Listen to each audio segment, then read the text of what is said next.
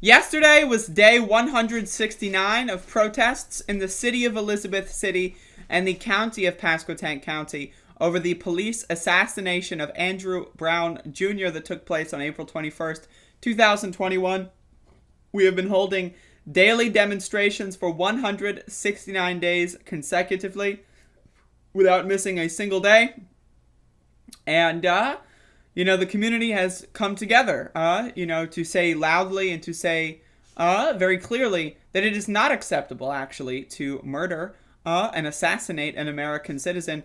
Again, violating his constitutional rights, such as the Eighth Amendment, protection from unusual, cruel and unusual punishment, that I would say getting shot in the back of the head while you are attempting to run away from a hit squad. I would say that classifies as both cruel and most certainly unusual.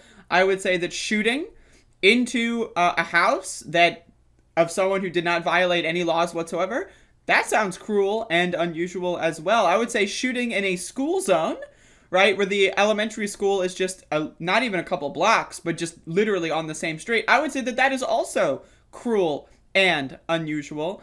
Andrew Brown Jr.'s right to a speedy trial was also violated. But that, it's the thing here about this that I have learned after the last 169 days.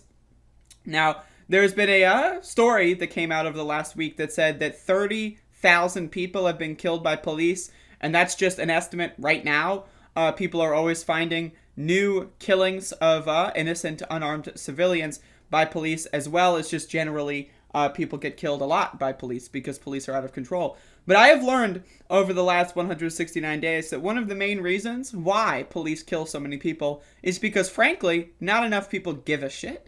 No one really gives a fuck if their neighbor is shot and killed by the cops. No one really gives a fuck if it's someone down the street. No one really cares. At the end of the day, people are being oppressed in this country, and the majority does not care at all. Like, we live in this situation where I live in a southern town here, so the population is pretty split down the middle on a lot of issues. The 2020 election was like 51-49, I think, for Joe Biden in Pasquotank County, if I remember correctly. And so the black and white populations are like, I think it's like 46 to 50 something. So like, we have like the Republican to Democrat is like 50-50. So this is a very like evenly split location. And so I've noticed that there's so many people that just frankly do not give a fuck about police violence. They do not give a fuck about the pandemic. They do not give a fuck about all these extremely important issues. And I think really that is what boils down to why police feel that they can kill people, right? Because look at what happened. Let's look at the cover up here. Right? Andrew Brown Jr. was assassinated. There is a pickup truck with 7 Klansmen with machine guns on the back of the pickup truck. They went in and assassinated him. Now, there's lots of theories as to why he was assassinated. I don't want to necessarily say them on stream. But there are many theories, some of which boil down to personal petty vengeance on the behalf of the sheriff deputies, but I will get into that at a later point. But either way, they assassinated him. I believe Andrew Womble said that they could not let him get away. A search warrant, not an arrest warrant. The warrant was to search his premises. He doesn't even need to be there. Right? But either way, his rights were violated. And so what happened afterward? Well, the sheriffs decided, I can't release the tape. I will send it to the district attorney, who says I can't release the tape. Then the SBI, who said, wait, I have nothing to do with this. This is purely the sheriff could release it whenever they want. But the sheriff of Pasquotank County, Tommy Wooten, continuously denies that he has any legal authority to release the body camera footage. Right? Though, did he have legal authority to murder Andrew Brown Jr.? No. So when it comes to violating the law, it's okay to kill someone. That's fine. But copy and pasting a video file onto YouTube, that's too far. You can kill someone. You can end a human being's life. That's great. Fine. Whatever. But copy and pasting a video file, that's somehow so far out of the bounds of respectability and civility. It's just not doable.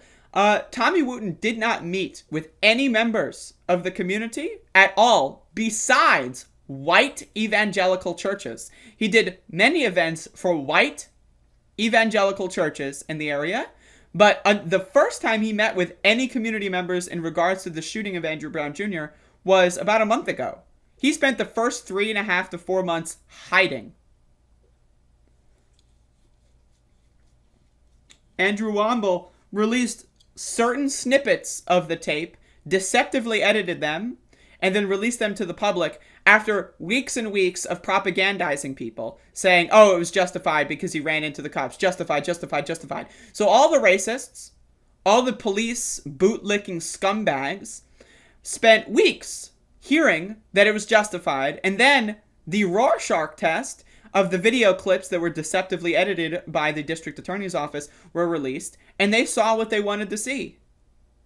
Why don't they release the full tape? Because the full tape would show that what was described by Andrew Womble did not happen.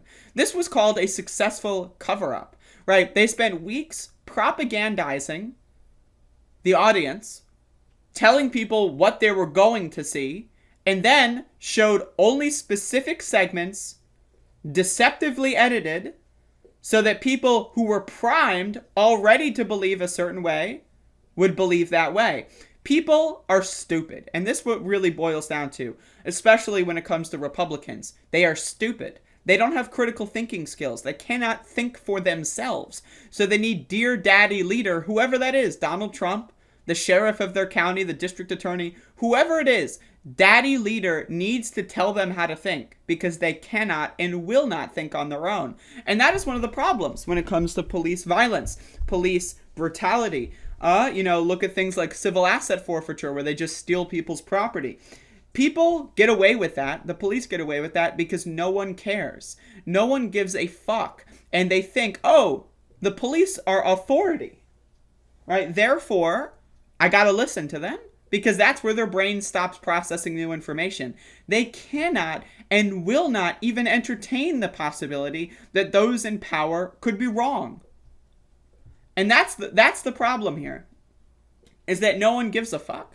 National news media came by when the riot was declared. Yeah, that's right. Remember the riot cops? Right? The entire city, not county, I want to be very clear, city government declared a state of emergency and spent $500,000 not on building a homeless shelter, not on, maybe giving people furlough payments for maybe a lockdown so that the pandemic could stop, not on maybe fixing the energy crisis in Elizabeth City, not on fixing the potholes. They spent $500,000 busing in riot cops from 400 miles away under the false state of emergency. The city government, the mayor of Elizabeth City, not the county government, the mayor and the city council and the police chief all corrupted and conspired to try to get outside agitators bust into the city to kill their own civilians, to kill their own population. These outside riot cops used live weapons. They unholstered and pointed real, less lethal, not rubber bullets, real handguns were pointed at protesters by unstable outside agitators who were bussed in with the intent to kill. Luckily, no one was killed by these cops, but it very well could have gotten to that point. And who would have been to blame? Mayor Betty Parker and the entire city council. The Elizabeth City Police would have been to blame for that. Many elderly people were bullied, beaten by these riot cops, right? Dislocated shoulders, illegally arrested by these riot police, right? And then no one cares. No one cares. No one gives a shit. No one fucking cares. And then after that, the national media was like, well, I guess no one's going to riot, so let's just ignore the story. When have you read a single national news article on the killing of Andrew Brown Jr. in the last 100 days? Does anyone know? Has CNN posted anything about it? What about the New York Times? Did they all just say, whatever?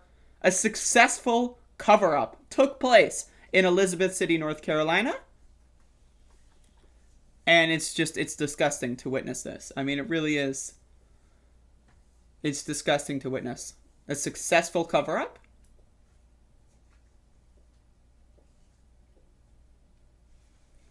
Not on my watch, motherfucker. Not on my watch.